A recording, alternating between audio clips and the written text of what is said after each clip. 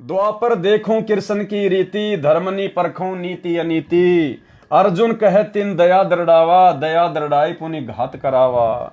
गीता पाठ के अर्थ बतलावा, पुनि पाछे बहु पाप लगावा। बंधु घात कर दोष लगावा, पंडो कहें बहु काल सतावा। और ऐसा ही इसने महाभारत के युद्ध में किया।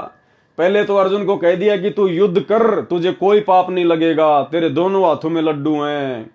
मर गया तो स्वर्ग का राज भोगेगा, युद्ध में जीत गए तो हस्तिनापुर का राज भोगोगे। और मरने के बाद में उनको हिमालय में जाके कहा कि वहां जाकर अपना शरीर छोड़ दो तपस्या करके, नहीं तो नरक में जाओगे। अर्थात इस प्रकार से ये घात करता है, धोखा करता है। भेजी हिमालय ते ही गड़ाए, छल अनेक कीन यमराए। पतिव्रता वृंदा व्रत टारा, ताके पाप पहने अवतारा। बलिते सोछल कीन बहुता, पुण्य नसाए कीन अगजूता। इसी प्रकार इसने राजा बलि के साथ में भी धोखा किया। छल बुद्धि दीने ताही पताला, कोई न लखे परपंची काला। इस काल के परपंच को कोई नहीं समझ सकता सतगुरु की शरण बिना। बावन स्वरूप होए प्रथम दिखाए, पृथ्वी लीन पुणे सवती कराए। सवस्ती कराई तबे प्रकटाना, दीर्घ रूप देखी बलि भय माना। तीनी पग तीनू पुर भयहू, आधा पाव नपदान न दीहूं। देहूं पुराय नप आधा पाऊं, तो नहीं तो पुण्य प्रभाव नसाऊं। तेही कारण पीठ जग दीन्या, अंधा जीव छल प्रगट न चीन्या।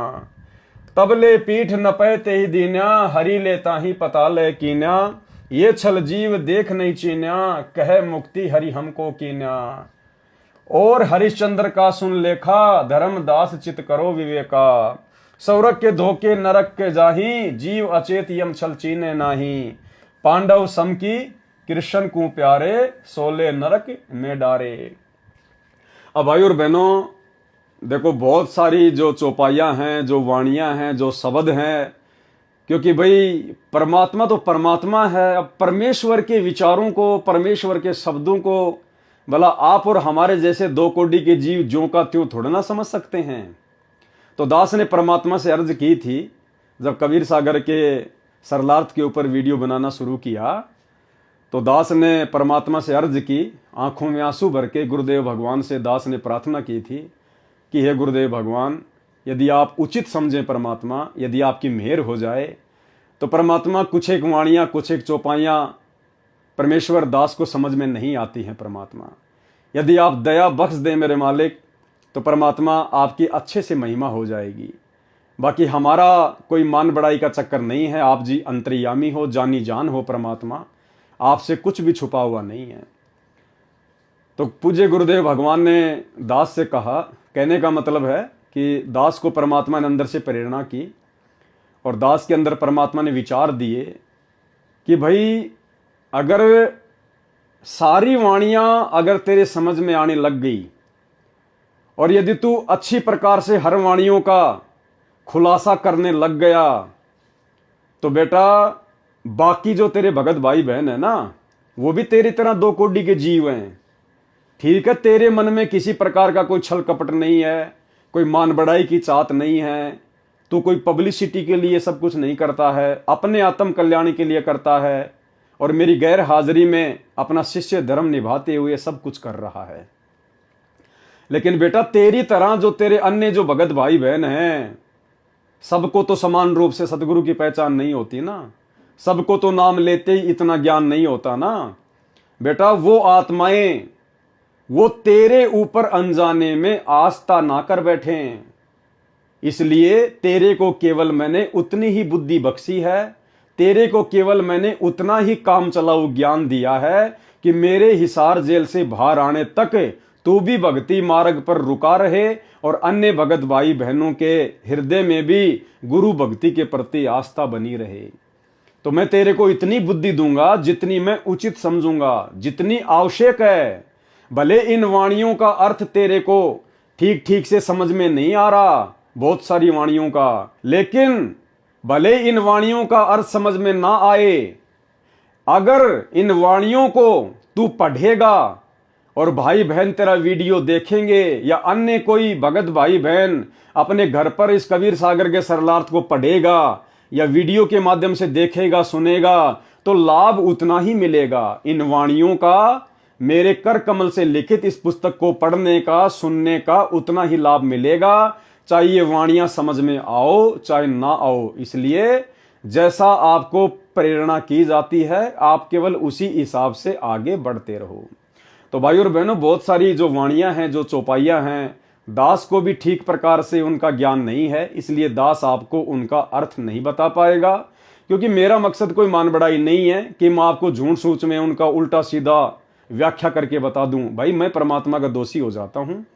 इसलिए भले हमारे को अर्थ समझ में आए ना आए, जितना आ रहा है परमात्मा के आशीर्वाद से आप और हमारे लिए उतना ही आवश्यक है। जितनी खुराक की हमें आवश्यकता होगी परमात्मा उतनी खुराक खिलाएंगे। तो भाई और बहनों, ये परमेश्वर जी की दया है, परमेश्वर की मेहर है, जो परमात्मा ने इस नीच को, इस तुच्छ दो कोड़ी के जीव को इस लायक तो समझा, इस लायक तो परमात्मा ने बनाया कि परमेश्वर ने भाई बहनों के बीच में साथ संगति के लिए खड़ा कर दिया। और जितनी परमेश्वर दया करेंगे उतनी खुराक हम खाएंगे। ज्यादा खुराक खा लेंगे तो भी पेट में दर्द हो जाएगा, नहीं पचा पाएंगे। इसलिए परमेश्वर जो काम करता है वो अपने हिसाब से करता है। तो जैसी परमेश्वर की दया होगी दास उसी हिसाब से परमेश्वर के कर कमलों से लिखित इस पवित्र ग्रंथ को पढ़ता रहेगा। जहां जहां मालिक दया करेंगे अर्थ समझाता रहेगा। अन्यथा जब हम आगे बढ़ेंगे इसी कबीर सागर के सरलार्थ में, तो फिर परमात्मा ने वाणियों का नीचे सीधे शब्दों में सरलार्थ भी किया हुआ है। तो हम परमेश्वर के ही द्वारा किए गए सरलार्थ को अच्छे से समझते चले जाएंगे।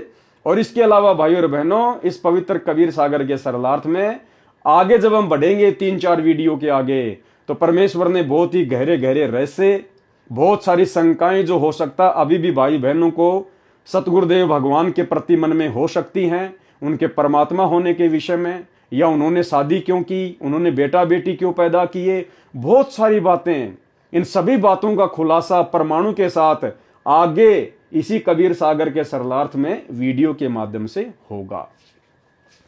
तो आगे क्या कहा फिर परमात्मा ने, ज्ञान प्रकाश पेज नंबर 25, यति सती त्यागी भय हूं सब कह गाल बिगुचन लय हूं। जितने भी बड़े बड़े यति हुए हैं, जो सती हुई हैं, जो त्यागी और बैरागी महात्मा हुए हैं, उन सब को काल ने अपने जाल में फंसा के रखा है। परमात्मा कहते हैं ना कि गोरख से ज्ञानी घने सुखदेव जति जहान, सीता सी बहु भारिया पर संत दूर अस्तान। सो बैकुंठ चाहत नर प्राणी ये यम छल बिरले पहचानी। जस जो कर्म करे संसारा, जो संसार में जैसा कर्म करेगा तस भुगते 84 धारा। मानुष जन्म बड़े पुण्य होई सो मानुष तन जात बिगोई। ये मनुष्य जन्म बड़े पुण्य से मिलता है, बड़े भाग से मिलता है, और बिना सच्चे नाम की भक्ति के इस मनुष्य जन्म को भी बर्बाद कर दिया जाता है। नाम बिना नहीं छूटे कालू, बिना सच्चे नाम के इस काल से नहीं छूट सकते। बार बार यम नरक ही घालू, बार बार ये यमराज हमारे को नरक में ठोकता है। नरक निवारण नाम जो आही, नरक से मुक्ति प्राप्त करने का जो नाम है, सुर नर मुनि जन जानत कोई नाही।